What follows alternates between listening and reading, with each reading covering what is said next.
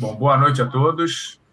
Prazer estar com vocês em mais uma Live 30 do Celinte. Para quem não me conhece, meu nome é Gaspar Carreira, sou um dos sócios do Celinte e hoje me coloco como um agente de transformação de pessoas e empresas através da governança corporativa construtivista. É um prazer estar com vocês aqui. Como vocês sabem, né, nós vamos ter aproximadamente 30 minutos de debate. Ao longo desse debate, fique à vontade de estar participando através do chat com as perguntas de vocês, comentários, elogios. Né? Em paralelo, a Girlane vai estar colocando informações sobre o nosso convidado, sobre o Celinte, sobre nossos programas de formação, tão importante para um conselheiro construtivista, né, ter uma boa formação e certificação, e também vai falar sobre o nosso fórum. Né? Nosso fórum anual, que muitos de vocês já participaram, sempre acontece em novembro. Esse ano vai ser antes. Nosso fórum vai ser em setembro. Então, atenção à data, reservar o hotel para quem é de fora, passagem, e reservar sua inscrição com o Celente também. Bom, sem mais delongas, hoje nós vamos falar um assunto que está muito em moda. Eu não sei se vocês estão acompanhando aí, né, com a atual tributação, né, principalmente de dividendos, mas a gente fala da riqueza, né, das pessoas. Para isso, a gente vai falar sobre governança da sucessão, com foco na parte patrimonial. Para conversar comigo, convidei João Alberto Teixeira, um alumni do Celinte, certificado especialista nessa área, consultor na parte de gestão patrimonial. João, muito bem-vindo ao Celinte, obrigado por ter aceito o nosso convite. Por favor, se apresente para depois eu lançar a primeira pergunta. Excelente, obrigado, Gaspar. Obrigado ao Celente mais uma vez, uma honra estar aqui.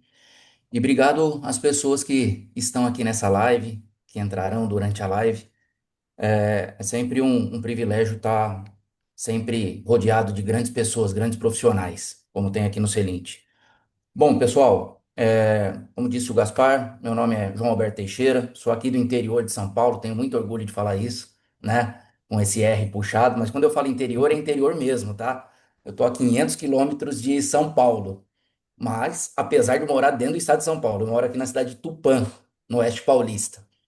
Pessoal, há quase 20 anos, né? Minha formação é Direito e Contabilidade, e há quase 20 anos eu tenho uma consultoria voltada às famílias, né? E o trabalho principal é o planejamento patrimonial e sucessório.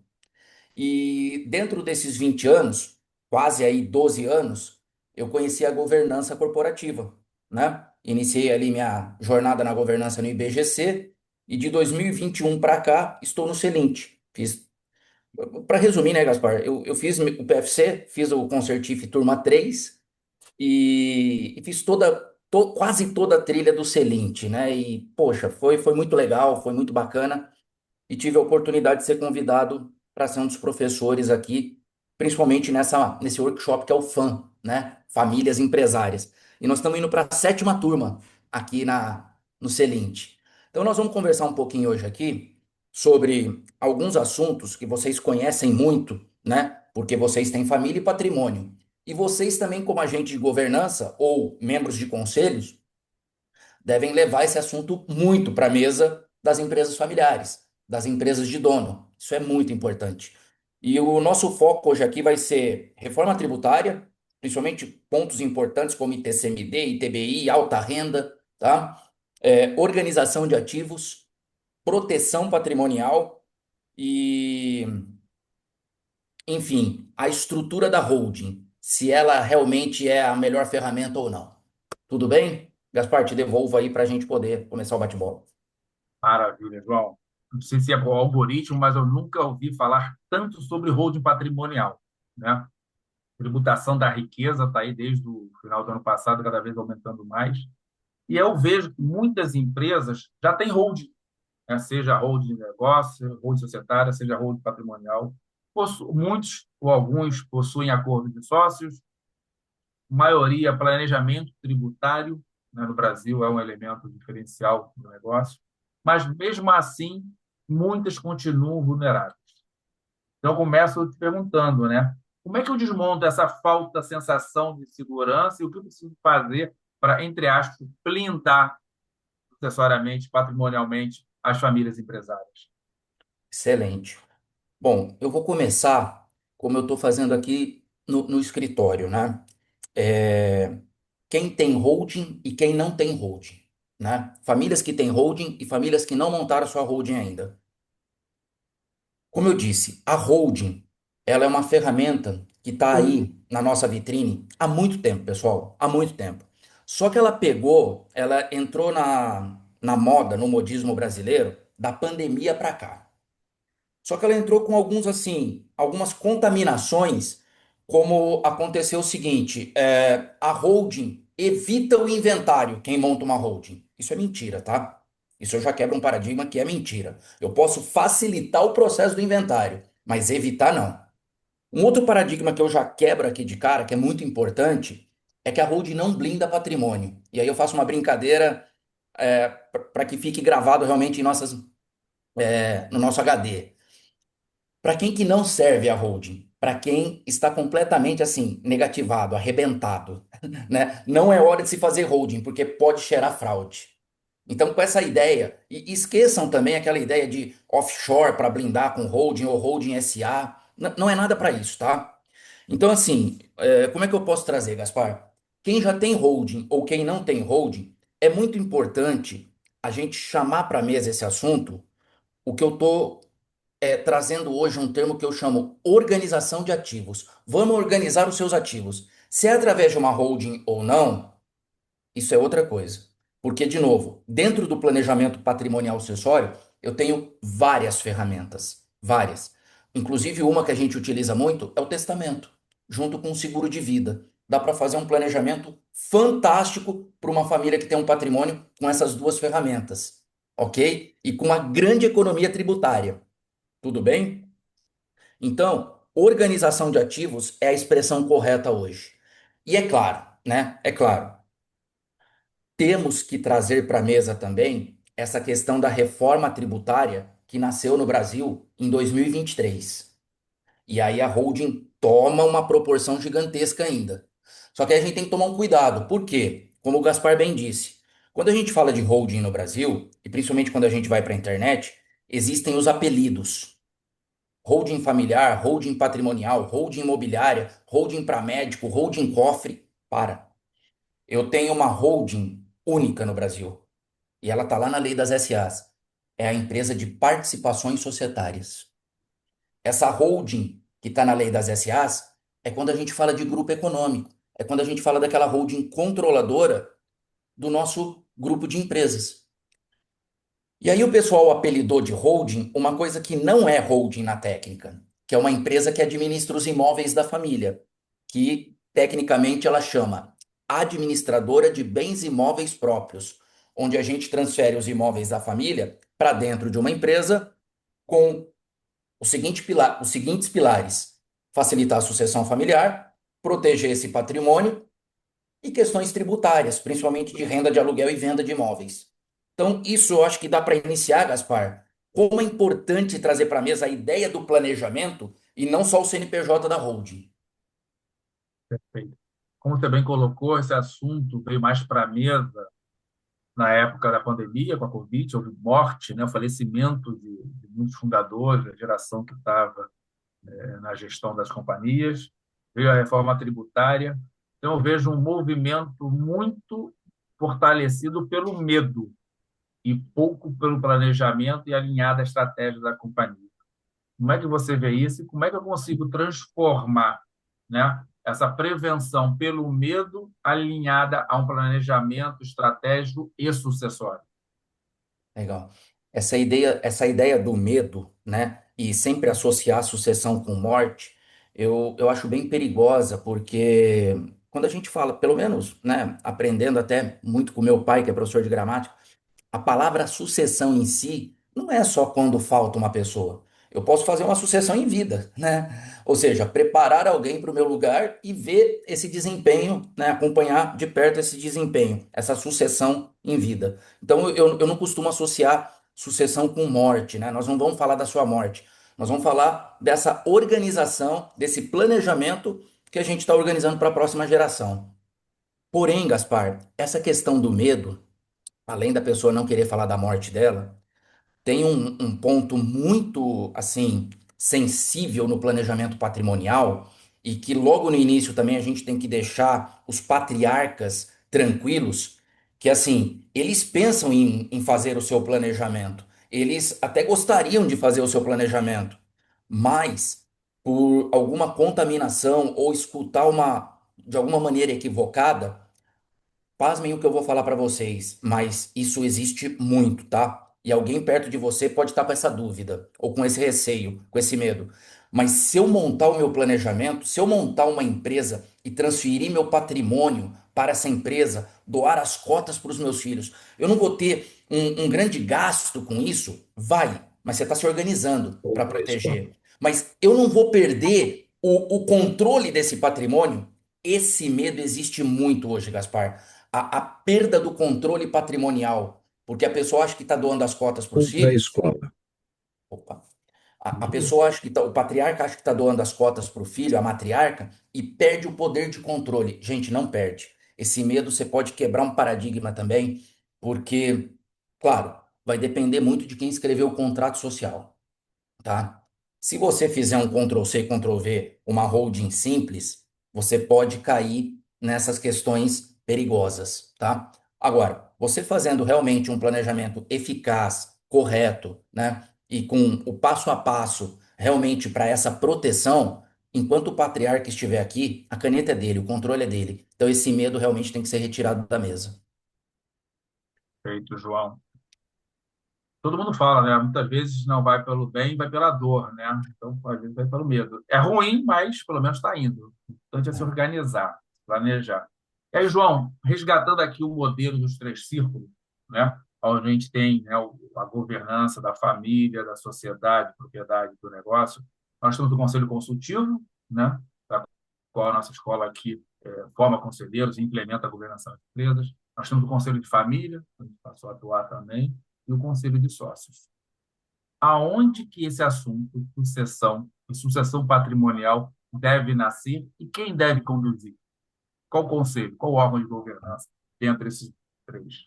Olha só, esse assunto, ele aparece muito no FAM, quando a gente está ali, né, no sábado de manhã, das 8 às 13, ele aparece muito, principalmente quando a gente chega nessa teoria dos três círculos, patrimônio, né, empresa, família, e vem uma pergunta muito comum, né, das famílias que a gente atende, nós agentes de governança, enfim, olhando para os três círculos, né, por onde começar? Por onde começar?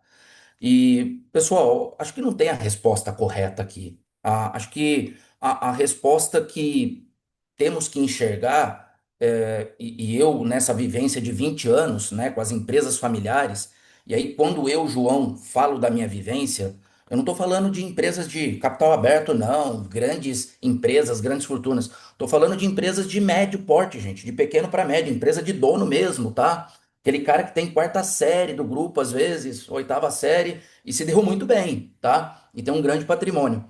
Então, assim, quando a gente chega nesse tipo de família, nesse tipo de patrimônio,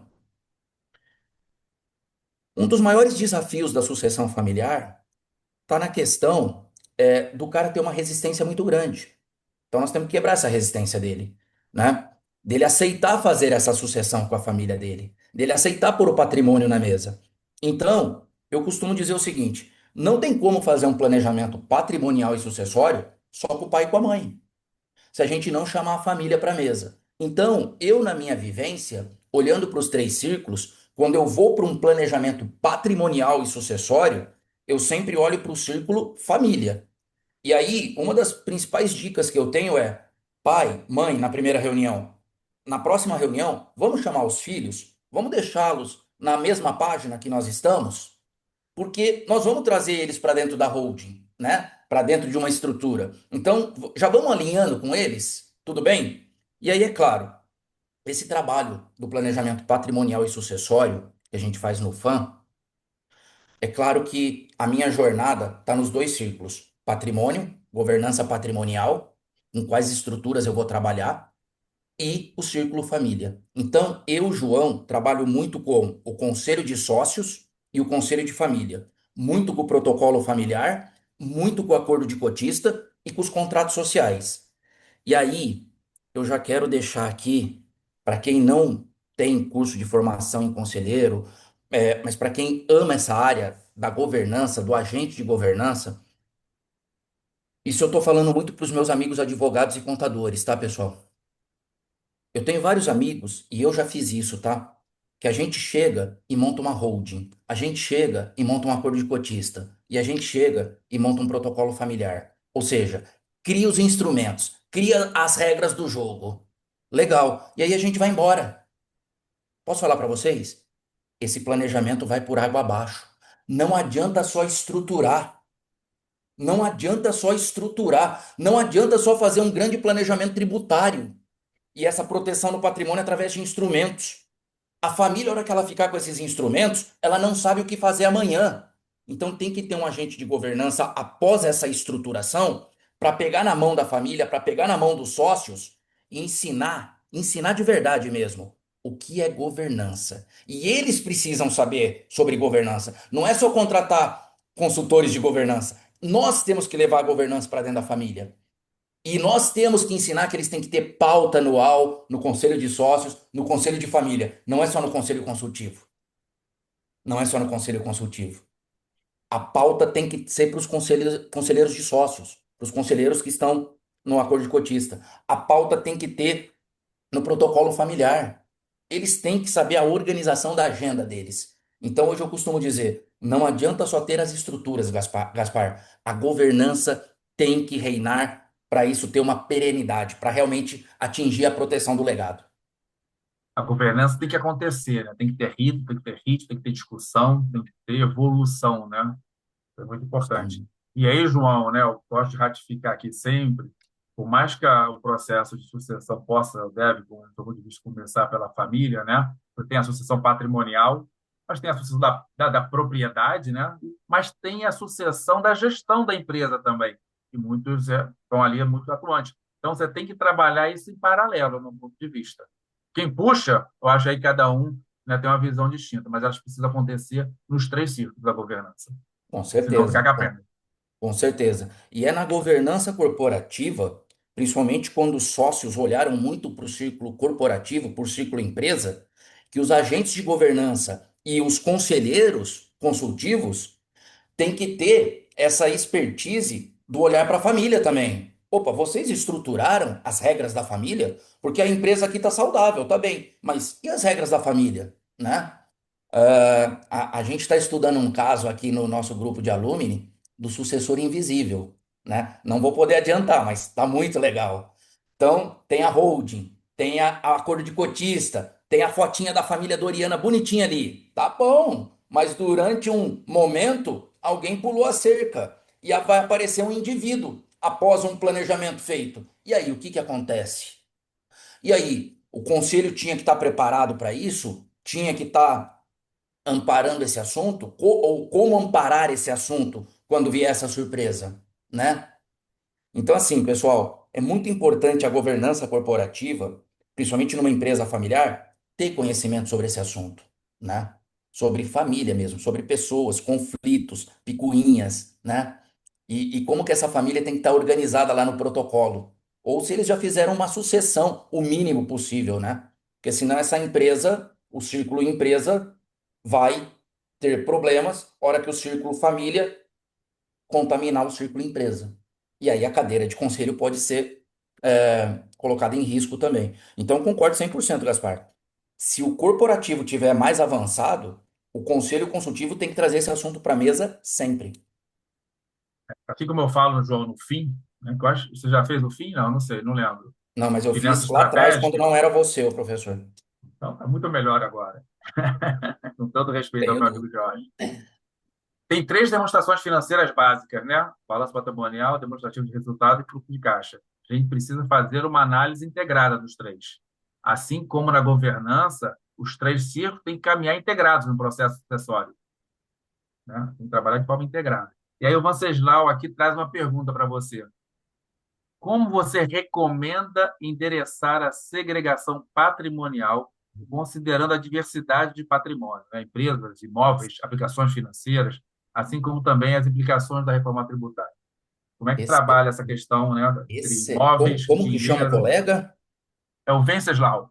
É argentino, se eu Venceslau. não me engano, Venceslau. Cara, que show de bola. Ó, Venceslau, não sei se você vai dar o prazer de estar no próximo fã aqui, ou se você já fez, perdão, mas eu tenho um slide que só fala sobre isso, a segregação do patrimônio. Mas aí eu trago as ferramentas sobre a administradora de bens para os imóveis e a holding controladora para as empresas. E aí, no meu conceito, eu não conecto uma com a outra, né? Eu deixo essas caixinhas separadas, organizadas. Então, os ativos imobiliários ficam no CNPJ e o grupo de empresas da família fica atrelado a uma holding cabeça. Legal. Mas a família pode ter muito mais patrimônio. Pode ter patrimônio no exterior, pode ter ativos financeiros no Brasil, que ainda eu considero seguinte: se eu tenho ativos financeiros na minha pessoa física, mantenha na pessoa física. Não vou trazer para uma holding, porque tributariamente não compensa, certo? Só que aonde eu quero chegar com isso? Além de pensar muito bem, como você trouxe a expressão, na segregação do patrimônio e na organização de ativos, fora isso, dessa segregação, dessa organização, o planejamento patrimonial sucessório ele não é feito só por um advogado, por um contador ou por esses dois. Existe um ecossistema aqui de pessoas. Eu preciso de pessoas voltadas para governança, só que uma governança eu posso ter várias áreas, como hoje, inovação, tecnologia, finanças, né? E outros assuntos, inteligência artificial e por aí vai, cultura organizacional. Eu posso ter também, além do jurídico, voltado para essa área do planejamento patrimonial familiar, uma boa contabilidade. E eu posso ter também outros profissionais, como, por exemplo, um life planner para cuidar do meu seguro de vida. Eu posso ter uma corretora ou um consultor da CVM para cuidar dos meus investimentos. E, dependendo do cenário familiar e patrimonial, pode ser que eu tenha um patrimônio já no exterior, seja grana ou imóveis. E será que eu tenho um braço lá fora, como uma contabilidade, um jurídico especializado, para montar uma LLC nos Estados Unidos, uma offshore, uma BVI, ou recursos que protejam o meu patrimônio lá fora, inclusive com viés de sucessão e proteção? Então, assim, eu gosto muito de falar da segregação e das ferramentas corretas, mas principalmente de ter um ecossistema das pessoas corretas para cuidar de cada caixinha dessa. João, tem uma pergunta, mas antes eu quero tocar naquilo que o César antecipou aqui. O César Bentin coloca assim: o tema é muito delicado do ponto de vista emocional, tanto para o controle do negócio, como para as questões familiares, né? Ou seja da gestão sucessória, dos três ciclos. É muita emoção, gera muito conflito entre herdeiros e muitas vezes entre sucessor e sucedido. Quem é que deve liderar esse processo pensando em algo planejado e estruturado com antecedência? Qual o papel do fundador ou da geração, né, que está à frente da gestão do negócio nesse processo de planejamento sucessório como um todo, não apenas patrimonial? Boa. Vamos lá. Tem dois conceitos aqui que pode confundir, mas que não deveria. Vamos lá. Muitas pessoas perguntam isso, né? Ou muitas famílias indagam isso, né? Qual o melhor momento para se pensar em planejamento sucessório, né? Ontem, né? Ou a resposta, quando tá tudo bem, né? Só que esse quando tá tudo bem, a gente não pode ser hipócrita, tá? Vamos lá. O que que eu quero distinguir aqui? Gente, toda família tem conflito. Vou repetir. Toda família tem conflito, inclusive todas que estão aqui com a gente agora. Se alguém falar que não, eu acho que vai estar brincando ou mentindo, no bom sentido aqui, tá? Conflito pra mim não é briga, não é não falo mais com meu irmão. Conflito é divergência de ideia. Agora, o que não pode faltar numa família que está pensando em planejamento ou quer fazer planejamento, não pode faltar harmonia familiar. E aí, eu não tô vendo ela aqui, mas tem uma pessoa que está nessa sala e ela e um outro professor que foram fantásticos na minha vida e aqui dentro do Celinte é a Vera Costa, e o professor Marcos. Eles têm um curso que chama Escuta Ativa, no Celente aqui. Ainda tem, né, Gaspar? Não tô Tem, sim, cometendo. tem, tem. Tem, né? Eu fiz esse curso ano passado ou retrasado. E esse curso foi muito importante para mim, né? Muito importante. Duas coisas que aconteceram muito importantes no Celint. O curso de escuta ativa que eu ganhei, né? E um livro que eu ganhei que chama Comunicação Não Violenta. Até hoje eu fico me perguntando por que que eu ganhei esse livro do Celint, mas tô chegando na resposta. Tô melhorando. Tô brincando, tá? Tô brincando, é claro. Pessoal, harmonia familiar é um ingrediente muito importante para a família pensar em planejamento. Só que aqui é o seguinte, eu não estou falando da família Doriana. Porque quando a gente fala tem que ter harmonia, todo mundo pensa que é uma família linda, maravilhosa. Não! Tem que ter um mínimo de respeito quando eu falo harmonia familiar. Não é aquela família linda e maravilhosa. É uma família que tem conflitos, mas é uma família que pretende, como um dos gatilhos, perpetuar o negócio junto com eles. Isso é um grande gatilho que tem que estar no início do planejamento patrimonial. Pai, mãe, vocês já conversaram com os filhos se eles querem perpetuar, se eles querem dar continuidade nisso aqui? Ou se não, a gente vai partir para um outro planejamento, o da venda do negócio, né? Então é muito importante que tenha duas coisas: essa transparência, né? Ou três coisas: essa transparência, essa harmonia para ter esse tipo de conversa e que tenha muito diálogo. Onde nós escutamos isso, né, Gaspar, no fórum do IBGC. Tem que ter muito diálogo. E essa harmonia tem que existir para poder sentar na mesa pelo menos todo mundo. Então, para mim, assim, um planejamento começa, por mais que tenha conflitos numa família, com esses ingredientes. Se a família quer realmente dar essa tratativa, né? De dar continuidade com a próxima geração. É o que a gente fala no Celint, né? Incentivar o controverso, como você falou, a divergência de ideias, mas buscar o consenso, né? Buscar algo que efetivamente seja equitativo. João, geralmente as pessoas acham que planejamento sucessório, patrimonial é para grandes fortunas.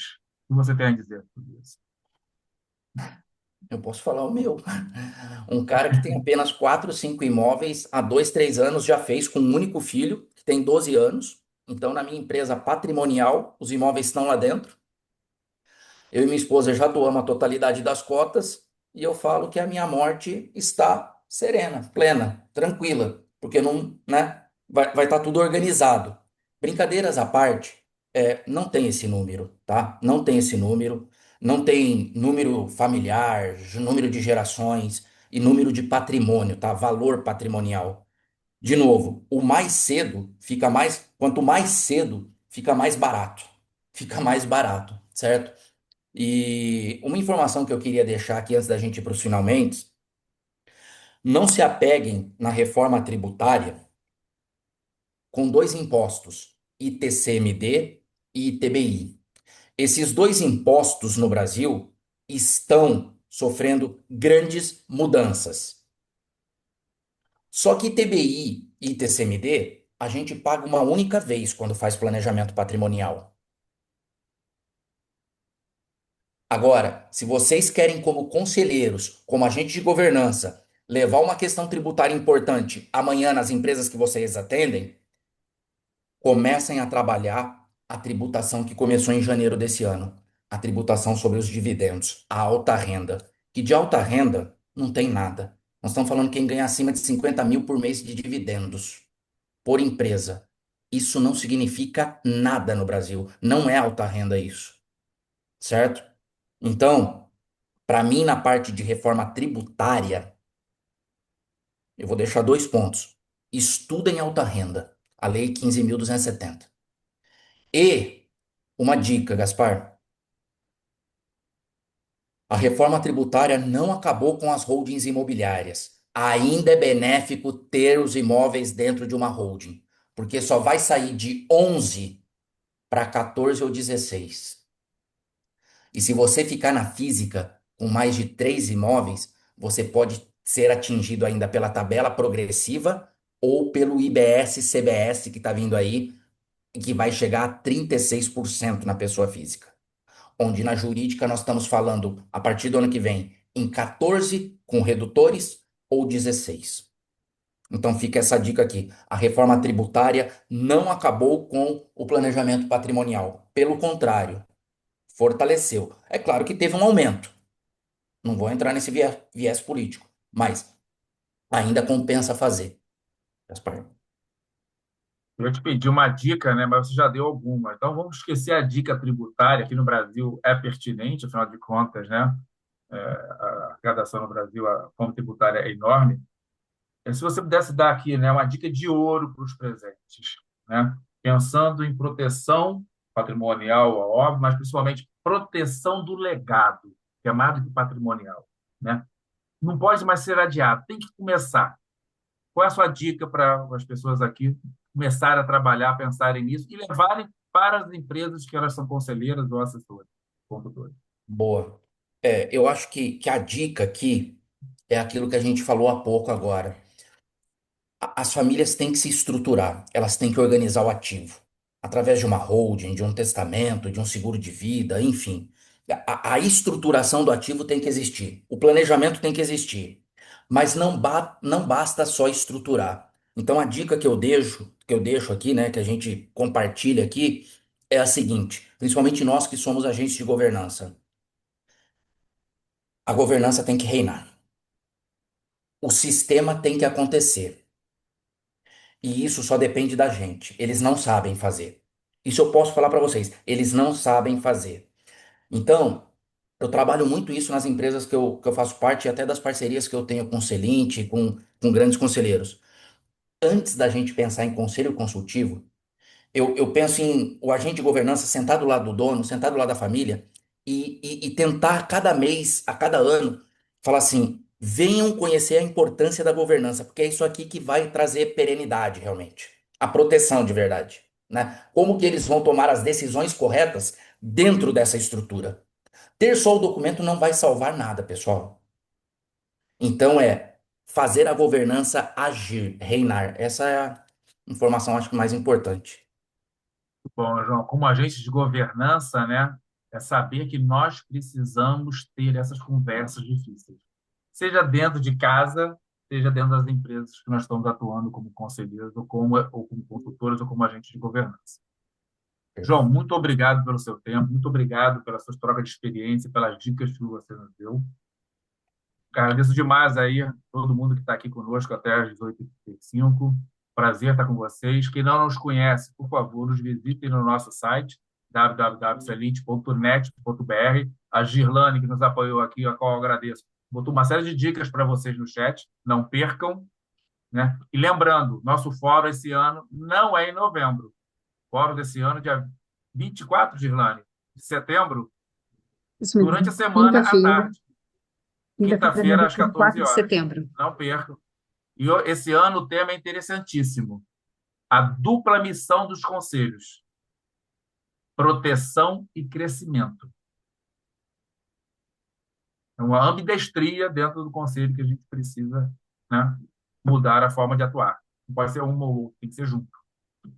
Gente, muito obrigado. Um abraço a todos. Prazer em ter Obrigado, vocês. pessoal. Até daqui a 15 dias.